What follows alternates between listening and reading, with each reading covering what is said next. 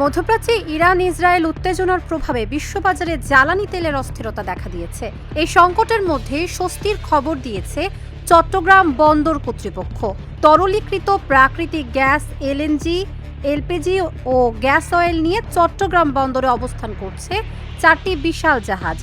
বন্দর সূত্রে জানা যায়, ভারত, মালয়েশিয়া, নাইজেরিয়া ও চীন থেকে এসব জ্বালানি পণ্য নিয়ে জাহাজগুলো গত কয়েকদিনে বন্দরই নোঙর করেছে।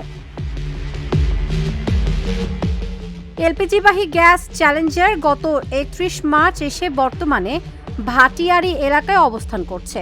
মালয়েশিয়া থেকে গ্যাস অয়েল নিয়ে আসা শান গ্যাং ফাশিয়ান অবস্থান করছে ডিওজেট 6 জেটিতে। এছাড়া নাইজেরিয়া থেকে এলএনজি নিয়ে আসা কুল ভয়েজার ও চীন থেকে এলপিজি নিয়ে আসা গ্যাস জার্নি গত 5 এপ্রিল বন্দরে ফিরেছে। এই মুহূর্তে বন্দরে 4টি জ্বালানিবাহী জাহাজ অবস্থান করছে।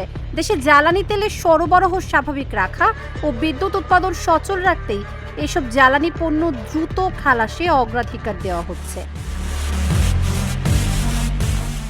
সবগুলো জাহাজ থেকে নির্ধারিত সময়ের মধ্যেই পণ্য খালাস শেষ হবে বলে আশা করা হচ্ছে।